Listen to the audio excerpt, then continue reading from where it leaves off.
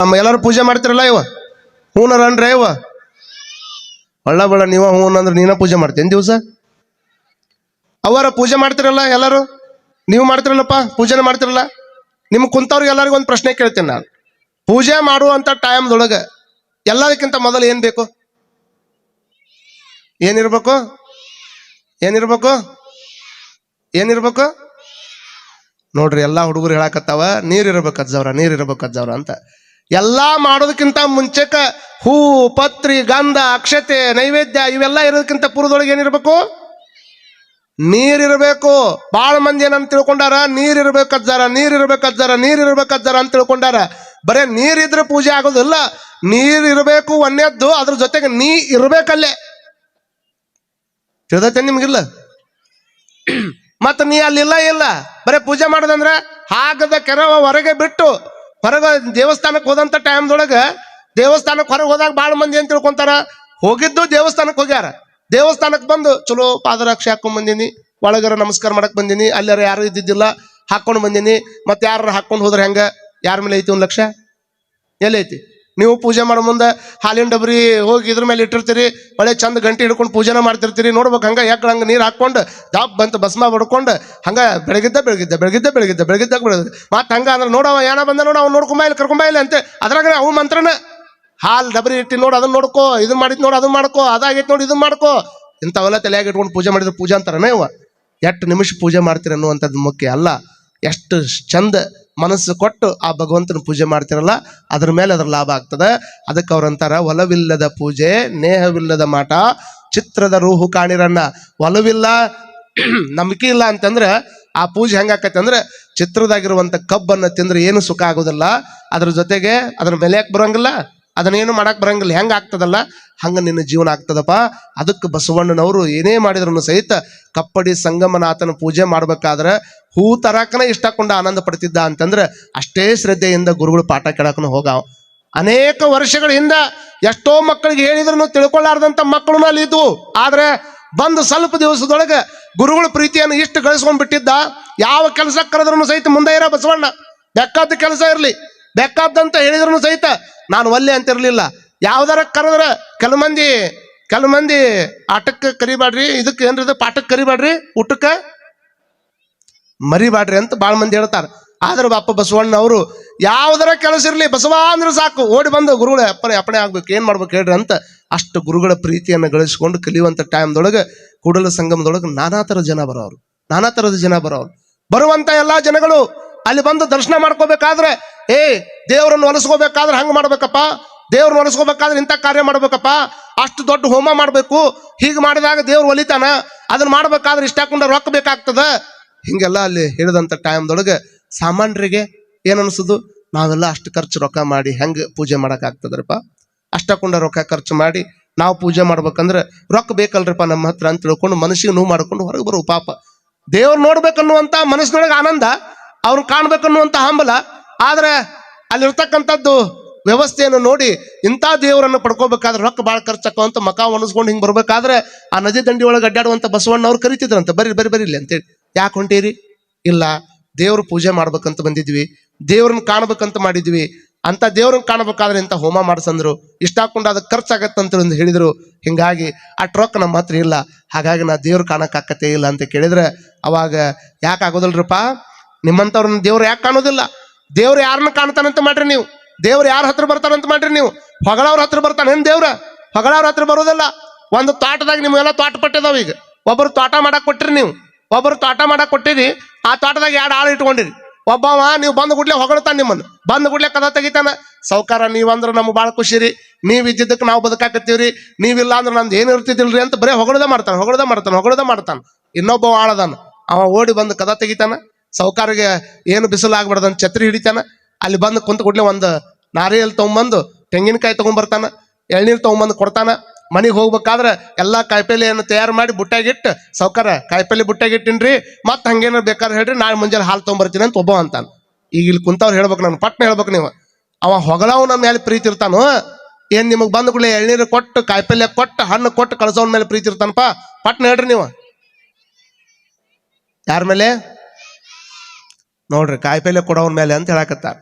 ಇದನ್ನ ಯಾಕೆ ನಾನು ನಿಮ್ಗೆ ಹೇಳಾಕತ್ತೀನಿ ಅಂತಂದ್ರೆ, ದೇವರು ಬರೀ ಮಂತ್ರಗಳನ್ನು ಹೇಳೋದ್ರಿಂದ, ಕೇವಲ ಅವನ ಅಭಿಷೇಕ ಮಾಡೋದ್ರಿಂದ, ಅವನು ಬಾಯಾಗ ಹೊಗಳೋದ್ರಿಂದ ಅವ ದೇವ್ ಪ್ರಸನ್ನ ಆಗೋದಿಲ್ಲ. ಯಾರಿಗೆ ಪ್ರಸನ್ನ ಆಕ್ಕನಂದ್ರೆ, ಎಲ್ಲಾ ಜಗತ್ತಿನೊಳಗೆ ಇರ್ತಕ್ಕಂಥವ್ರು ಎಲ್ಲರೂ ನನ್ನ ಮಕ್ಕಳ, ನಿನಗೆ ಚಲೋ ಅನ್ನ ಸಿಕ್ಕದ. ಎಷ್ಟೋ ಮಂದಿ ನಿನ್ನ ಪಕ್ಕದ ಮನೆಯೊಳಗೆ ಇರ್ತಕ್ಕಂಥವ್ರು, ಎಷ್ಟೋ ಮಂದಿ ಊಟ ಇಲ್ಲಾರ್ದ್ರ ಉಪವಾಸ ಮಕ್ಕೊಂಡಾರ.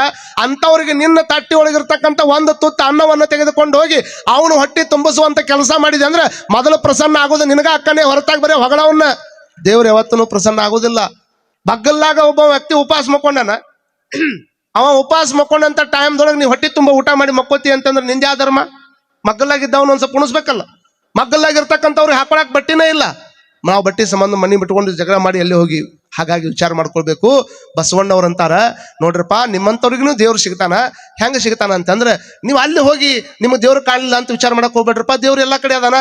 ಮೊದಲ ನಿನ್ನ ಅಂತರಂಗವನ್ನು ಶುದ್ಧ ಮಾಡ್ಕೋ ಅಂತ ಹೇಳಿದವ ಪರಮ. ರೊಕ್ಕ ಇಲ್ಲಾರ್ದ ಹೇಳ್ತ ನೋಡಪ್ಪ, ಅಂತರಂಗ ಶುದ್ಧವನ್ನು ಮಾಡ್ಕೊ. ಅಂತರಂಗ ಮತ್ತೇನ್ ಮಾಡ್ಕೋಬೇಕ್ರಿ? ಬಹಿರಂಗ ಶುದ್ಧ ಮಾಡ್ಕೊ ಅಂತ ಹೇಳಿ. ಅಂತರಂಗ ಬಹಿರಂಗ ಶುದ್ಧ ಮಾಡ್ಕೊಂಡ್ರೆ ಮತ್ತ ಅವ್ನ ಹೆಂಗ್ ಮಾಡ್ಕೋಬೇಕ್ರಿ? ಅವಕ್ಕೇನು ಕ್ರಮ ರೀ? ಕ್ರಮ ಚಲೋ ಮಾಡಿದ ಬಸವಣ್ಣ. ಅಂತರಂಗ ಬಹಿರಂಗ ಶುದ್ಧ ಆಗ್ಬೇಕು ಅಂತಂದ್ರ ಕಳಬೇಡ, ಒಂದೇ ಸೂತ್ರ ಹೇಳಿದ್ರು ನೋಡ್ರಿ. ಅಂತರಂಗ ಬಹಿರಂಗ ಶುದ್ಧ ಆಗ್ಬೇಕಂದ್ರೆ ಒಂದೇ ಸೂತ್ರ ಯಾವುದು? ಕಳಬೇಡ, ಕಳುವನ್ನ ಮಾಡಬೇಡ, ಖುಷಿಯ ನುಡಿಯಲು ಬೇಡ, ಸುಳ್ಳುತನ ಮಾತಾಡಕ್ ಹೋಗ್ಬೇಡ. ಎಷ್ಟು ಸುಳ್ಳು ಮಾಡಿ ಮಾತಾಡಿ ಏನ್ ಮಾಡಾವದಿ? ಸುಳ್ಳು ಮಾತಾಡಿ ಹೊಟ್ಟೆ ತುಂಬಿಸ್ಕೊಳಕತ್ತಿಯಲ್ಲ. ಎಷ್ಟು ದಿವಸ ಬದುಕಾವದಿ ಇಲ್ಲೇ? ಎಷ್ಟು ದಿವಸ ಬದುಕವ್ರದೀವಿ? ಸುಳ್ಳು ತೋಣ ಗೇಣುದ್ದ ಹೊಟ್ಟೆಯನ್ನು ತುಂಬಿಸೋದಕ್ಕೆ ಮಾರುದ್ದ ವೇಷ ಹಾಕ್ತಾನ ಮನುಷ್ಯ. ಬರೀ ಈಟ್ ಹೊಟ್ಟೆ ತುಂಬಿಸ್ಕೊಳ್ಳೋದಕ್ಕ ತರತರದ ವೇಷ ಹಾಕೊಂತಾನ, ತರತರದ ಮೋಸವನ್ನು ಮಾಡ್ತಾನ. ಎಷ್ಟೋ ಮಂದಿಗೆ ಸಿಕ್ಕಾಪಟ್ಟಿ ಕೊಟ್ರೊಕ್ಕ ಹೊಳೆ ಕೊಡುವ ಅಂದ್ರೆ ಸಿಟ್ಟಿಗೆ ಬರ್ತಾನ. ಇಂಥವೆಲ್ಲ ನಾಟಕ ಸಿಕ್ಕಾಪಟ್ಟಿ ಮಾಡಿ ಈ ಹೊಟ್ಟೆ ತುಂಬಿಸ್ಕೊಳಕತ್ತಿಯಲ್ಲ. ಅದಕ್ಕ ಅವ್ರಂತಾರ, ಖುಷಿಯ ನುಡಿಯಲು ಬೇಡ, ಮುನಿಯ ಬೇಡ, ಮತ್ತೊಬ್ಬರ ಮೇಲೆ ಸಿಟ್ಟಾಗಕ್ಕೆ ಹೋಗ್ಬೇಡ. ಎದಕ್ ಸಿಟ್ಟಾಕಿದಿ? ಯಾಕೆ ಕಾರಣಕ್ಕೆ ಸಿಟ್ಟಾಕಿದಿ? ಸಿಟ್ಟನ್ನು ಗೆಲ್ಲಬೇಕೇ ಹೊರತಾಗಿ ಸಿಟ್ಟಿಗೆ ಹೇಳೋರು ದೊಡ್ಡವರಲ್ಲ. ಸಿಟ್ಟು ಗೆಲ್ಲೋರು ಜಗತ್ತಿನ ಭಾಳ ದೊಡ್ಡವರಕ್ಕ. ಸಿಟ್ಟು ಗೆಲ್ಲಬೇಕದನ್ನ. ಸಿಟ್ಟಿಗೆ ಹೇಳೋರು ತೊಗೊಂಡು ಏನ್ ಮಾಡ್ತಿ? ಅಪ್ಪ ಬಸವಣ್ಣವ್ರು ಹೇಳಿರುವಂತಹದ್ದು, ಇದಿರು ಅಳಿಯಲು ಬೇಡ, ಮತ್ತೊಬ್ಬರಿಗೆ ಏನು ಮಾತಾಡಕ್ ಹೋಗ್ಬೇಡ, ಅವ್ರ ಕುಟಾಗ ವಾದಕ್ಕೆ ಹೋಗ್ಬೇಡ, ಅವ್ರ ಕುಟಾಗ ಸಿಕ್ಕಾಪಟ್ಟಿ ಜಗಳಕ್ಕೆ ಹೋಗ್ಬೇಡ, ಸಣ್ಣ ಪಟ್ಟ ವಿಷಯಕ್ಕೆ ಮನಸ್ತಾಪ ಮಾಡ್ಕೊಳಕ್ ಹೋಗ್ಬೇಡ. ನಮ್ಮ ದಾರಿಗೆ ಮುಳ್ಳು ಚೆಲ್ಲಿದರೆ ಅವರ ದಾರಿಗೆ ಹಾರ ಹಾಕೊಂಡು, ನಮ್ಮ ದಾರಿ ಒಳಗೆ ಅವ್ರು ಮುಳ್ಳ ಚೆಲ್ಲುವಲ್ರಕ್ಕ, ಅವ್ರು ಅಡ್ಡಾಡಕತ್ತಾರ ಅಂದ್ರೆ ಮುಳ್ಳ ಹಾಕಿದಂತ ವ್ಯಕ್ತಿಗಳ ಮುಂದನೂ ಸಹಿತ ಹೋಗಿ ದಾರಿ ಒಳಗೆ ಹೂ ಹಾಕೋದೇನೈತಲ್ಲ, ಅದು ನಮ್ಮ ಸಂಸ್ಕೃತಿ ಆಗಬೇಕು. ನಮ್ಮ ದಾರಿಗೆ ಮುಳ್ಳು ಚೆಲ್ಲಿದರೆ ಅವರ ದಾರಿಗೆ ಹೂವು ಹಾಕೋಣ, ನಮ್ಮ ಬೆನ್ನಿಗೆ ಚೂರಿ ಚುಚ್ಚಿದರೆ ಅವರ ಕೊರಳಿಗೆ ಹಾರ ಹಾಕೋಣ. ದ್ವೇಷ ಸಾಧಿಸಿ ಜಗದಿ ಏನಿದೆ? ದ್ವೇಷ ಮಾಡ್ಕೊಂತ ಜಗತ್ನಾಗ ಏನ್ ಮಾಡ್ಬೇಕಂತ ಮಾಡಿಯಪ್ಪ? ದ್ವೇಷದಿಂದ ಏನು ಸಾಧನೆ ಮಾಡಕ್ಕಾಗ್ತದ? ದ್ವೇಷ ಸಾಧಿಸಿ ಜಗದಿ ಏನಿದೆ? ಪ್ರೀತಿ ಒಂದೇ ಜಗತ್ತನ್ನ ಗೆಲ್ಲುವುದಿದೆ. ಪ್ರೀತಿಯಿಂದ ಜಗತ್ತನ್ನ ಗೆಲ್ಲಬೇಕೆ ಹೊರತಾಗಿ ದ್ವೇಷದಿಂದ ಗೆಲ್ಲಕ್ಕ ಸಾಧ್ಯ ಇಲ್ಲ. ಒಬ್ಬ ಬುದ್ಧ ಮಹಾರಾಜನ ಹತ್ರ ಬಂದಿರುವಂತ ಕ್ರೂರಿ ಅಂಗುಲಿ ಮಾಲ ಬದಲಾಗಿದ್ದು ದ್ವೇಷದಿಂದ ಬದಲಾಗಿಲ್ಲ, ಪ್ರೀತಿ 2 ಮಾತುಗಳಿಂದ ಬದಲಾದ. ಸುಜ್ಞಾನಿ ದೇವರ ಹತ್ರ ಬಂದಿರತಕ್ಕಂತ ಒಬ್ಬ ವ್ಯಕ್ತಿ ಅವ ಬದಲಾದಿದ್ದು ಅವರ ಪ್ರೀತಿಯ ಮಾತುಗಳಿಂದ ಬದಲಾದನೆ ಹೊರತಾಗಿ ಆತ ದ್ವೇಷದಿಂದ ಮತ್ತೊಂದು ಯಾವುದೋ ಅಸ್ತ್ರವನ್ನು ಹಿಡ್ಕೊಂಡು ಅವನು ಗೆಲ್ಲುವಂತ ಪ್ರಯತ್ನ ಮಾಡಲಿಲ್ಲ. ಇಡೀ ಸಮಗ್ರ ಭಾರತಕ್ಕೆ ಸ್ವಾತಂತ್ರ್ಯ ತಂದು ಕೊಡೋದಕ್ಕೆ ದೊಡ್ಡ ಪಾತ್ರವನ್ನು ವಹಿಸಿರ್ತಕ್ಕಂಥ ಮಹಾತ್ಮ ಗಾಂಧೀಜಿ ಅವರು ಗುಂಡು ಹೊಡಿಬೇಕಂತ ಅನ್ಲಿಲ್ಲ, ಶಸ್ತ್ರ ಹಿಡ್ಕೋರ್ ಅನ್ಲಿಲ್ಲ, ಅಸ್ತ್ರ ಹಿಡ್ಕೋರ್ ಅನ್ಲಿಲ್ಲ. ಶಾಂತಿಯಿಂದ ಬದುಕಿದ್ರೆ ಸಾಕು, ಬ್ರಿಟಿಷ್ ನಮ್ಮನ್ನು ಬಿಟ್ಟು ಹೊಕ್ಕಾರ ಅನ್ನುವಂಥ ಸಿದ್ಧಾಂತದ ಅಡಿ ಒಳಗೆ ಅನೇಕ ರೀತಿಯ ಕೆಲಸವನ್ನು ಮಾಡಿದರು. ಅದಕ್ಕಾಗಿ ಸ್ವಾತಂತ್ರ್ಯ ಸಿಗಬೇಕಾದ್ರೆ ಕ್ರಾಂತಿನೂ ಬೇಕಾಯಿತು. ಅನೇಕ ಕ್ರಾಂತಿಕಾರಿಗಳೂ ಬರೀ ಒಂದ ಅಂತ ನಾವು ಹೇಳಕ್ ಆಗೋದಿಲ್ಲ, ಅವ್ರ ಶಾಂತಿನೂ ಬಹಳಷ್ಟು ಮುಖ್ಯ ಆಯಿತು ಅನ್ನುವಂಥದ್ದನ್ನು ಇಲ್ಲಿ ಹೇಳಬೇಕಾಗ್ಯದ. ವಿಚಾರ ಮಾಡ್ಕೊಡ್ರಿ. ಯಾರನ್ನಾದ್ರೂ ಗೆಲ್ಲಬೇಕು ಅಂತಂದ್ರೆ ಪ್ರೀತಿಯಿಂದ ಗೆಲ್ಬೇಕ್ರಿ. ಅವರ ಪ್ರೀತಿಯಿಂದ ಗೆಲ್ಬೇಕು. ಅದಕ್ಕೆ ಇದ್ರ ಅಳಿಯಾಕೆ ಹೋಗ್ಬೇಡ, ಮತ್ತೊಬ್ಬರು ಕೂಟ ದ್ವೇಷ ಮಾಡಕ್ ಹೋಗ್ಬೇಡ. ದ್ವೇಷ ಮಾಡ್ಕೊಂಡು ಮತ್ತೊಬ್ಬರು ಕೂಟ ಮಕ ಕಟ್ಕೊಂಡು 2 ದಿವಸ ಬದುಕಾವದಿ ಇಲ್ಲಿ. ಅಷ್ಟು ಬದುಕುವಷ್ಟು ಮಟ್ಟಿಗೆ ಆಯುಷ್ಯ ದೊಡ್ಡದಿಲ್ಲಲ್ಲ. ಮತ್ತೊಬ್ಬರು ಕೂಡ ಜಗಳ ಮಾಡ್ಕೊಂಡು ಸಾಯಿ ಮಠ ಅವ್ನ ಮಕ್ಕ ನೋಡಂಗಿಲ್ಲ ಅಂತ ತಿಳ್ಕೊಂಡು ಮನ್ಯಾಗ ಮುಂದಿದ್ರು ಒಂದಾಗಿರುವಂತ ಸಣ್ಣ ಮಾತಿಗ್ರಿ, ಯಾವ್ದೋ ಒಂದು ಕಾರಣಕ್ಕೆ 20 ವರ್ಷ ಕೂಡಿ ಅಡ್ಡಾಡ್ತಾರೆ. 20 ವರ್ಷ ಕೂಡಿದ್ದವ್ರು ಒಂದ್ ಸಣ್ಣ ಮಾತಿಗೆ ನನ್ನ ಮಕ್ಕ ನೀ ನೋಡ್ಬೇಡ, ನಿನ್ನ ಮಕ್ಕ ನಾ ನೋಡಂಗಿಲ್ಲ ಅಂತ ತಿಳ್ಕೊಂಡು ಅಡ್ಡಾಡ್ತಾರೆ ಊರಾಗ. ಅಂತಂದ್ರೆ ಹಿಂದೆ ಅಡ್ಡಾಡಿದ್ದು ಒಂದ್ ಸ್ವಲ್ಪ ವಿಚಾರ ಮಾಡ್ಕೋಬೇಕಲ್ಲ. ಹಿಂದೆ ನಾ ಹೆಂಗಿದ್ದೆ, ಇವತ್ತು ಹೆಂಗದೀನಿ, ಮುಂದೆ ಹೆಂಗಿರ್ಬೇಕು, ಯಾಕೆ ಹಿಂಗ ಕಾಯಂ ಇರೋದೇನ? ಮತ್ತೆ ಮಂದಿನ ಹಿಂಗಾಗ್ಬಿಟ್ಟೈತಿ. ಅವ ಏನಾದ್ರೂ ಒಂದಿಷ್ಟು ಮಾತು ಬಿಟ್ಟಿದ್ದ ಅಂದ್ರೆ ಸಾಯಿ ಮಠ ನನ್ನ ಕಡೆ ನೀ ಬರಬೇಡ, ನಿನ್ನ ಕಡೆ ನಾ ಬರಂಗಿಲ್ಲ ಅಂತ ತಿಳ್ಕೊಂಡು ವಿಚಾರ ಮಾಡ್ತಾರಲ್ಲ, ಅವಂಗ ಆರಾಮಿಲ್ಲ ಅಂತ ಸುದ್ದಿ ಬರ್ತೈತಿ. ಯಾರು ಮಾತು ಬಿಟ್ಟಿರ್ತಾರಲ್ಲ ಆರಾಮಿಲ್ಲ ಅಂತ ಸುದ್ದಿ ಬರ್ತೈತಿ. ಸುದ್ದಿ ಬಂದ ಕೂಡಲೇ ಇವ ಏನ್ ಮಾಡ್ತಾನ, 1-2 ಬಿಸ್ಕಿಟಿನ ಪುಡ್ಕ ಹಿಡ್ಕೊಂಡು 1-2 ಶೇಬುವನ್ನು ಹಿಡ್ಕೊಂಡು ಮಾತಾಡ್ಸಕ್ಕಂತ ಹೋಗ್ತಾರ. ನಿಮ್ ಕಡೆ ಹೋಗ್ತಾರನ ಇಲ್ಲ? ನಿಮ್ ಕಡೆ ಹೋಗ್ತಾರಿಲ್ರಿ ಅಣ್ಣವ್ರು? ಎಲ್ಲರೂ ಹೋಗ್ತಾರಲ್ಲ, ಮಾತಾಡ್ಸಕ್ ಹೋಗ್ತಾರ. ಹೋಗ್ಯಾರಲ್ಲ ಮಾತಾಡ್ಸಕ್ ಹೋದ ಕೂಡ್ಲೇನ ಅವ ಬೆಡ್ ಮೇಲೆ ಮಲ್ಕೊಂಡ. ಭಾಳ ದಿವಸದಿಂದ ಮಾತು ಬಿಟ್ಟಿವಿ, ಇಂಥ ಸಮಯದಾಗ ಬಂದಾನ, ನಕ್ಕೊಂತ ಸ್ವಾಗತ ಮಾಡ್ಕೋಬೇಕಿಲ್ಲ. ಅವ ಬಾಯಿ ಬಿಟ್ಟು ಹೇಳೋದು ಬೇಡ, ಸುಮ್ಮನೆ ಮಕ್ಕೊಂಡಲ್ಲಿ ನಕ್ಕೊಂತ ಬಿಟ್ರೆ ಎಲ್ಲ ಮರ್ತಾ ಹೋಗ್ಬಿಡ್ತೈತಿ. ಅದು ಅವ ಏನ್ ಮಾಡ್ತಾನ ಗೊತ್ತಾನ, ಅಲ್ಲಿ ಎಷ್ಟು ದ್ವೇಷ ಇರ್ತೈತಿ ಮನುಷ್ಯರೊಳಗಂದ್ರೆ, ಎಂದೂ ಬರ್ಲಾರ್ದ ಮಗ ನಾ ಬೆಡ್ ಮೇಲೆ ಮಕ್ಕೊಂಡಾಗ ನಾನು ನೋಡಿ ಖುಷಿ ಪಡಕ್ ಬಂದ ನೀವು ಅಂತ ತಿಳ್ಕೊಂಡು ಅವ ಹಾರ್ಟ್ ಬೀಟ್ ಮಾಡ್ಕೊಂಡು ಹಾರ್ಟ್ ಅಟ್ಯಾಕ್ ಆಗಿ ಅವ ಸಾಯ್ತಾನ. ಅಲ್ಲಿ ವಿಚಾರ ಮಾಡ್ಕೊಳ್ರಿ, ಯಾವ್ದೊಂದು ನೀವು ತಿಳ್ಕೊಂಡ್ರಿ. ದ್ವೇಷ ಮಾಡೋದಾದ್ರೆ ಕೆಲವು ಮಂದಿ ಅಂತಾರ. ಮೊನ್ನೆ ನಾವು ಒಂದು ಊರಾಗ ಪಾದಯಾತ್ರೆಗೆ ಹೋಗಿದ್ದೆ. ನಮ್ಮ ಕಡೆ ಒಬ್ಬ ದಾಡಿ ಪುಲ್ ಬಿಟ್ಟಾನ, ಹಿಂಗೆ ದಾಡಿ ಪುಲ್ ಬಿಟ್ಟಾನ. ದಾಡಿ ಪುಲ್ ಬಿಟ್ಟು ಅವ ಹಾಡೋರು ಒಂದ್ ಕಡೆ ಇದ್ರು, ಇವ್ ನನ್ನ ಮಗಲಾಗಿದ್ದ. ಆರಾಮದ್ರಿ ಅಜ್ಜವ್ರು ಅಂತ ಕೇಳಿದ್ರು. ಆರಾಮದೇವಪ್ಪ ಅಂತ. ಅವಂಗ ನಾ ಸುಮ್ಮನೆ ಕೇಳಿದ್ ನೋಡ್ರಿ, ಹಂಗ ಯಾಕೋ ಇಷ್ಟಕೊಂಡ ದಾಡಿ ಬಿಟ್ಟಿಯಲ್ಲ ಅಂತ ಕೇಳಿದ್ ನಾನು. ಅವ ಏನ್ ಅನ್ಬೇಕು, ನಾ ದಾಡಿ ಬಿಟ್ಟಿದ್ ನಿಮ್ಗೆ ಗೊತ್ತಿಲ್ಲನ್ರಿ ಅಜ್ಜರ ಅಂದ. ಅವತ್ತ ಭೇಟಿಯಾಗ ನನಗ ಅವತ್ತ ಭೇಟಿಯಾಗನ ನಾ ದಾಡಿ ಬಿಟ್ಟಿದ್ ನಿಮ್ಗೆ ಗೊತ್ತಿಲ್ಲನ್ರಿ ಅಂತ ನನ್ ಕೇಳಾಕತ್ತಾನ. ನಾ ಅಂದೆ, ನೀ ದಾಡಿ ಬಿಟ್ಟಿದ್ ನನ್ಗೆ ಹೆಂಗ್ ಗೊತ್ತಾಗತ್ತಪ್ಪ, ಎದು ಸಂಬಂಧ ಬಿಟ್ಟಿ ಅಂದಾಗ, ಅವೇನ್ ಹಾರ್ಮೋನಿಯಂ ಬಾರ್ಸಾಕತ್ತಿದ್ನಲ್ಲ, ಅಲ್ಲೇ ನಿಮ್ ಮುಂದೆ ಹಾರ್ಮೋನಿಯಂ ಬಾರ್ಸಾಕತ್ತ ನೋಡ್ರಿ ಅಜ್ಜರ, ಅವನು ತಲೆ ತೆಗಿಮಟ್ಟ ಇದನ್ನ ತೆಗಿಬಾರ್ದಂತ ಬಿಟ್ಟಿನ್ರಿ ಅಂದ ಅವ. ಇಬ್ರು ಅಲ್ಲೇ ಅದಾರ. ಅವ್ನು ತಲೆ ತೆಗಿಮಟ್ಟ ನಾನು ದಾಡಿ ತೆಗಿಯಂಗಿಲ್ಲ ಅಂದಾಗ ನಾ ಅಂದೆ, ಬರೀ ₹1 ಬ್ಲೇಡ್ ತಗೊಂಡು ತೆಗಿಯಾಕ ಬರ್ತೈತಿ ಮರ, ಅವ್ನ ತಲೆ ತೆಗೆದು ನೀ ಏನ್ ಮಾಡವದಿದಿ? ಅವನು ತಲೆ ತೆಗೆದ್ರೆ ನಿನ್ನರ ಎಲ್ಲಿ ಇಡ್ತಾರ, ಇಲ್ಲೇ ನೀನ್ ಹೋದ್ ಜೈಲಿಗೆ ಹಾಕ್ತಾರ. ಅವನು ತಲೆ ತೆಗೆದು ನೀ ಜೈಲಿಯಾಗ ಹೋಗೋದಕ್ಕಿಂತ ನಾವ್ ಒಂದ ಮಾತು ಅವತ್ತು ಅವಂಗ ಏನ್ ಹೇಳಿದ್ದೆ ಅದನ್ನ ನಿಮ್ಗೆ ಹೇಳ್ತೀನಿ. ತಲೆಯಿಂದ ಅವನು ತಲೆ ತೆಗೆದು ಬದುಕ್ತೀನಿ ಅಂತ ಹೊಂಟ್ರ ದ್ವೇಷ ಹೆಚ್ಚಾಗ್ತದ. ಅವನು ತೆಗಿಯಾಗಬೇಕನ್ನುವಂಥದ್ದು ನಿಮ್ ತಲೆಯಾಗಿತ್ತು ಅಂದ್ರೆ, ಅವನು ತೆಗದಾನ ಬದುಕ್ಬೇಕನ್ನುವಂಥದ್ದು ನಿಮ್ ತಲೆಯಾಗಿತ್ತಂದ್ರೆ, ಸಂಘದವರೆಲ್ಲ ಇನ್ನೊಮ್ಮೆ ಕಿವಿಗೊಟ್ಟು ಕೇಳ್ರಿ. ಯಾವ್ದಾದ್ರು ವ್ಯಕ್ತಿಯನ್ನು ನಾ ತಲೆ ತೆಗೆದು ಬದುಕ್ತೀನಿ ಅನ್ನೋದಕ್ಕಿಂತ, ಅವನು ತಲೆ ತೆಗೆದು ನೀವು ಜೈಲ್ನಾಗ ಹೋಗೋದಕ್ಕಿಂತ ನಿಮ್ಮ ತಲೆಯಾಗಿಂದ ಅವನು ತೆಗೆದು ಬದುಕಿ ಬಿಟ್ರಿ ಅಂದ್ರೆ ನಿಮ್ಮಟ್ಟು ಸುಖಿಗಳು ಜಗತ್ನಾಗ ಯಾರು ಇರುವುದಿಲ್ಲ ಅನ್ನುವಂಥದ್ದನ್ನು ತಿಳ್ಕೊಂಡ್ಬಿಡ್ಬೇಕು. ಎಷ್ಟು ಪ್ರೇಮ್ರಿ. ಇರುವಂತ ದಿವಸದೊಳಗೆ ಒಂದು ಕಾಗೆ ಸತ್ರ 100 ಕಾಗೆಗಳು ಓಡಿ ಬರ್ತಾವ, ಒಂದು ಮಂಗ್ಯ ಸತ್ರ 100 ಮಂಗ್ಯ ಓಡಿ ಬರ್ತಾವ. ಒಬ್ಬ ಮನುಷ್ಯ ಏನಾದ್ರೂ ಒಂದು ಸಣ್ಣ ತಪ್ಪು ಮಾಡಿ ಮಾತು ಬಿಟ್ಟು ಸತ್ತಿದ್ದ ಅಂತಂದ್ರೆ ಮಣ್ಣಿಗೆ ಸಹಿತ ಹೋಗ್ಲಾರ್ದಂತ ಮನುಷ್ಯರು ಹುಟ್ಟಾರ ಅಂತಂದ್ರೆ ಎಲ್ಲ ಮಾನಸ್ ಮನಾಯ್ಸ. ಇಂಥವ್ರು ಮನುಷ್ಯ ಅಂತೀರಿ ನೀವು? ಮಾನಸ್ ಕುಣಾಲ ಮನಾಯ್ಸ. ಯಾರಿಗೆ ಮನುಷ್ಯ ಅನ್ಬೇಕು? ಫಕ್ತ ಹಾತ್ ಪಾಯ ಆಹೆ ಎಲ್ಲ ಮಾನಸ್ ಮನಾಯ್ಸ. ಬರೀ ಹಾತ್ ಕೈ ಎಲ್ಲ ಭಾಳ ಚಂದ ಐತ್ರಿ, ಭಾಳ ಚಂದ ಅದನ್ರಿ ನೋಡಕ್, ದಿಸಾಯಲ್ಲ ಪಾರ ಸುಂದರ ದಿಸ್ತೋಯ್ त्याला माणूस म्हणायचा काय हो, काहीतरी बोला ना. ವಿಚಾರ ಮಾಡ್ಕೊಳ್ಬೇಕು ನೀವು. ಎಂಥವ್ರಿಗೆ ಮನುಷ್ಯರು ಅನ್ನಬೇಕು ಅಂತಂದ್ರೆ, ಭಗವಂತ ಸೃಷ್ಟಿ ಮಾಡಿರುವಂತ ಜಗತ್ತಿನೊಳಗೆ ಬದುಕಾಕತ್ತೀವಿ ನಾವು. ಬಸವಣ್ಣನವ್ರು ಬದುಕಿರುವಂತ ನಾಡ್ನ್ಯಾಗ ಬದುಕ್ತೀವಿ, ಶಿವಾಜಿ ಮಹಾರಾಜರು ಬದುಕಿರುವಂತ ನಾಡ್ನ್ಯಾಗ ಬದುಕ್ತೀವಿ. ಬರೀ ದ್ವೇಷನ ಇಟ್ಕೊಂಡು ಬದುಕ್ತೀವಿ, ಮತ್ತೊಬ್ರು ಕೂಡ ಕೆಟ್ಟದ್ದನ್ನ ಮಾಡ್ಬೇಕಂತ ಬದುಕ್ತೀವಿ. ಇಷ್ಟು ಕೆಟ್ಟದ್ದನ್ನು ಮಾಡಿ ನೀನರು 8 ದಿವಸ ಇರೋದಲ್ಪ. ಹಾಗಾಗಿ ಬಸವಣ್ಣವ್ರು ಸೂತ್ರ ಹೇಳಿದ್ರು, ಇದ್ರೂ ಅಳಿಯಲು ಬೇಡ, ಇದೇ ಅಂತರಂಗ ಸುದ್ದಿ, ಇದೇ ಬಹಿರಂಗ ಸುದ್ದಿ. ಇಷ್ಟು ಸೂತ್ರ ಕರೆಕ್ಟ್ ಆಗಿ ನೀವು ಮಾಡ್ಕೊಂಡು ಬಂದಿದ್ದಾದ್ರೆ ಅಂತರಂಗ ಶುದ್ಧ ಆಗ್ತದ, ಬಹಿರಂಗ ಶುದ್ಧ ಆಗ್ತದ. ಇಷ್ಟೇ ಅಲ್ಲ, ಇವೆಲ್ಲ ಕರೆಕ್ಟ್ ನೀವು ಮಾಡ್ಕೊಂಡಿದ್ದೆ ಅಂದ್ರೆ ಅಂತರಂಗ ಬಹಿರಂಗ ಶುದ್ಧ ಆದ ಮೇಲೆ ನೀ ದೇವ್ರನ್ನ ಹುಡುಕೋ ಅವಶ್ಯಕತೆ ಇಲ್ಲ, ಆ ದೇವ್ರ ನಿನ್ನ ಹತ್ರ ಹುಡ್ಕೊಂಡು ಬರ್ತಾನ ಅನ್ನುವಂಥ ಸತ್ಯವನ್ನ ಅಪ್ಪ ಬಸವಣ್ಣನವರು ಅವ್ರಿಗೆ ಹೇಳ್ತಾರ. ಮುಂದುವರೆದು ನೋಡ್ತಾರ. ಹಿಂಗಿನ ದಿವಸ ನೋಡುವಂತ ಎಲ್ಲಾ ಘಟನೆಗಳನ್ನು ನೋಡ್ತಾರ. ಕೆಲವು ಮಂದಿ ತಮ್ಮ ನಾಲಿಗೆ ಇಚ್ಛೆಗಾಗಿ, ನಾಲಿಗೆ ಆಶೆಗಾಗಿ ಎಷ್ಟೋ ಮಂದಿ ದೇವರ ಹೆಸರಿನೊಳಗೆ ಬಲಿ ಕೊಡೋರು ಅದಾರ. ಬಲಿ ಕೊಡೋರು ನೋಡಿರಲ್ಲ, ಯಾವ ದೇವ್ರನ್ನು ಸಹಿತ, ದೇವ್ರು ಅಂದ್ರೆ ಸಕಲ ಎಲ್ಲ ಜೀವರಾಶಿಗಳಿಗೆ, ಎಲ್ಲಾ ಜೀವರಾಶಿಗಳನ್ನು ಹುಟ್ಟಿಸಿದಾತ ಪರಮಾತ್ಮ. ಯಾವ್ದಾರ ದೇವ್ರು ಏಲಪ್ಪ ನನಗೆ ಬಲಿ ಕೊಟ್ರನ ನನಗೆ ಖುಷಿ ಆಕೈತೆ ಅಂತ ಎಲ್ಲರೂ ಬರೆದಿಟ್ಟವನ್ರಿ? ಎಲ್ಲಿ ಬರೆದಿಟ್ಟಿಲ್ಲ. ಹಿಂಗೆ ಹೊಂಟಿದ್ರು ಹೋಗುವಂತ, ಇದು ಎಲ್ಲ 8-9 ವಯಸ್ಸಿನೊಳಗೆ ಆಗಿರುವಂತ ಘಟನಾ ತಾಯಿ. ಹಿಂಗೆ ಹೋಗುವಂತ ಟೈಮ್ದೊಳಗೆ ಒಂದು ಹೋತ್ ಮರಿ ಬಂದು ಬಸವಣ್ಣನವ್ರ ಪಾದಕ್ಕೆ ನಮಸ್ಕಾರ ಮಾಡ್ದಂಗೆ ಮಾಡಿ ಅದು ಓಡ್ಕೊಂತ ಹೊಂಟಿತ್ತು. ಅವಾಗ ಇವ್ರು ಬಂದರು. ಬರುವಂತಹ ಬಸವಣ್ಣನವರನ್ನು ನೋಡಿ ಅವ್ರಿಗೆ ಪಾದಕ್ಕೆ ಬಂದು ದಪ್ಪನ ಬಿದ್ದಾಗ ಅದು ಕಣ್ಣಾಗ ನೀರು ಹಾಕೊಂಡು ಅಳಾಕತ್ತಿತ್ತಲ್ಲ. ಅಳುವಂತ ಹೋತ್ ಮರಿಯನ್ನು ನೋಡ್ತಾರ. ಹೋತ್ ಅಂದ್ರೆ ಗೊತ್ತಾಗ್ತದ, ಹೋತ್ ಮರಿ ಗೊತ್ತಾಗ್ತದ. ಅಳುವಂತ ಹೋತ್ ಮರಿಯನ್ನು ನೋಡಿ ಕಾಲಿಗೆ ಬಿದ್ದ ಕಣ್ಣಾಗ ನೀರು ಸುರಿಸುವಂಥದ್ದನ್ನು ನೋಡಿ ಬಾಲಕ ಬಸವಣ್ಣನವ್ರು ಅಂತಾರ, ಯಾಕೆ ಅಳಾಕತ್ತಿ ನೀನು, ಯಾಕೆ ಅಳಾಕತ್ತಿ ಅನ್ನುವಂಥದ್ದು ಅವ್ರ ಭಾವನಾ ಗೊತ್ತಾತು. ಇದನ್ನ ಯಾರೋ ಕಡೆಯಾಕ ಹೊಂಟಾರ. ಹಬ್ಬಕ್ಕೆ ತಂದ ಹರಕೆಯ ಕುರಿ ತೋರಣಕ್ಕೆ ತಂದ ತಳಿರ ಮೇಯಿತ್ತು, ಅದಂದಂದೆ ಹುಟ್ಟಿತ್ತು ಅದಂದಂದೆ ಸತ್ತಿತ್ತು, ಅದಂದಂದೆ ಹುಟ್ಟಿತ್ತು ಅದಂದಂದೆ ಸತ್ತಿತ್ತು, ಕೊಂದವರು ಉಳಿದರೆ ಕೂಡಲ ಸಂಗಮ ದೇವ. ಎಷ್ಟು ಚಂದ ಹೇಳ್ತಾರ ನೋಡಿ. ಹಬ್ಬಕ್ಕೆ ತಂದಿರ್ತಿರಲ್ಲ ಒಂದು ಕುರಿನ, ಹಬ್ಬಕ್ಕೆ ತೋರಣ ಕಟ್ಟಬೇಕಂತ ಮಾವಿನ ತೋಳು ಮಾಡಿ ಗುಡಿ ಕಟ್ತಾರ, ಮನಿ ಕಟ್ತಾರ, ಬಾಗಿಲು ಕಟ್ತಾರಲ್ಲ, ಅಂತ ತೋರಣಕ್ಕೆ ತಂದಿರುವಂತ ತಳಿರನ್ನ ಕೈಯಾಗಿ ಹಿಡ್ಕೊಂಡು ಆ ಕುರಿಯನ್ನು ತೆಗೆದುಕೊಂಡು ಹೋಗಿರ್ತಾರ, ಆಡು ತೆಗೆದುಕೊಂಡು ಹೋಗಿರ್ತಾರ.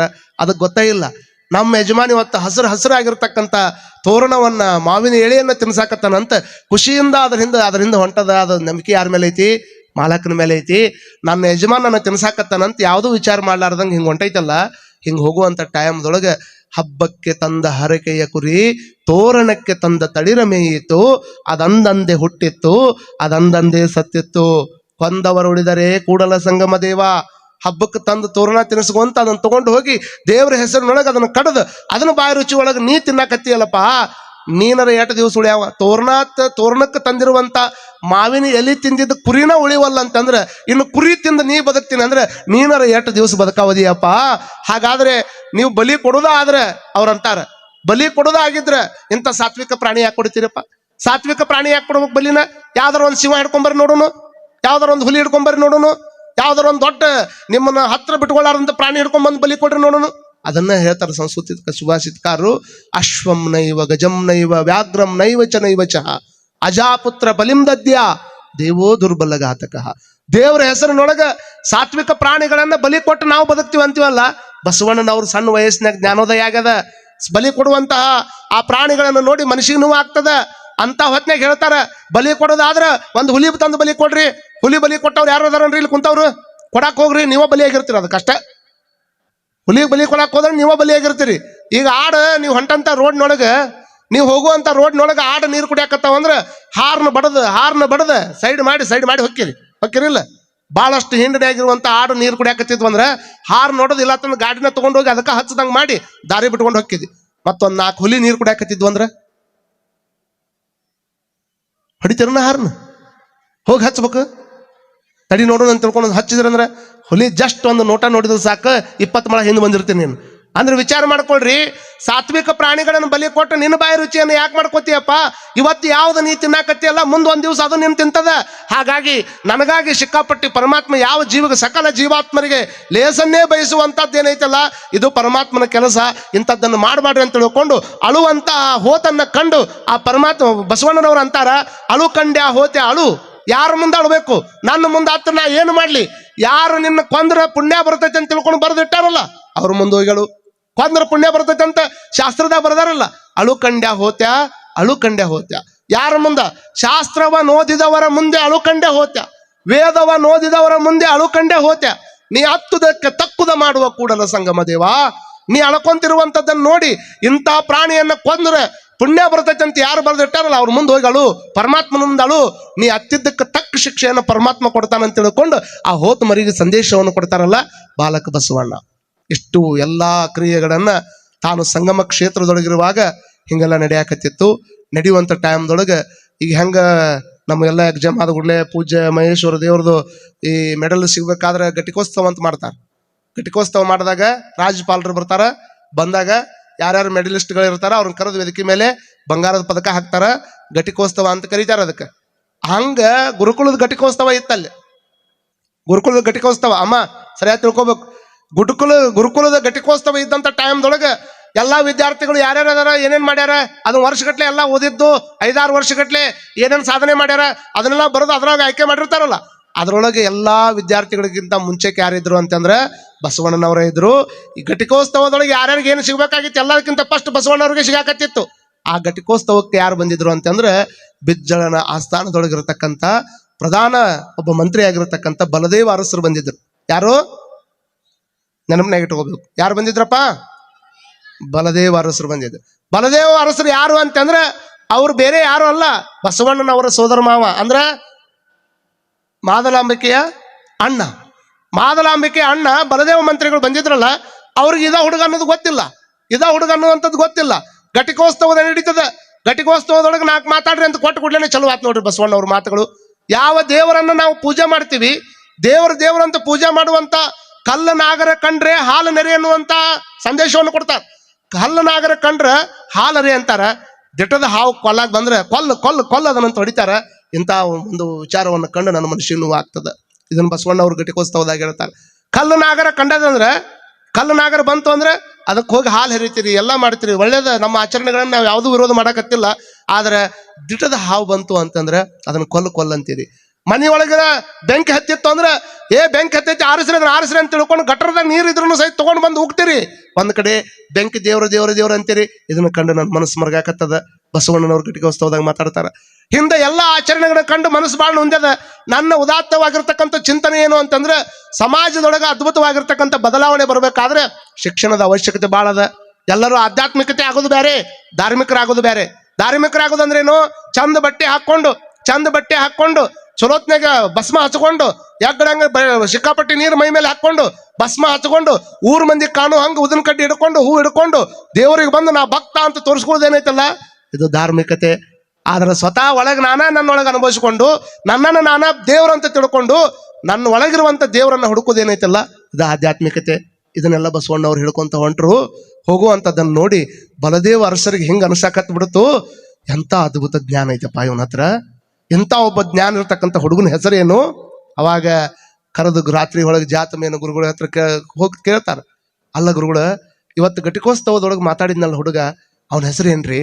ಅವಾಗ ನಕ್ ಜಾತವೇದ ಮುನಿಗಳು ಅಂತಾರಂತ, ನಿಮಗ ಗೊತ್ತಿಲ್ರಿ, ಅವ ಬೇರೆ ಯಾರು ಅಲ್ಲ, ನಿಮ್ಮ ತಂಗಿಯ ಮಗ ಬಸವರಸ ಅಂತ ಹೇಳಿದರು.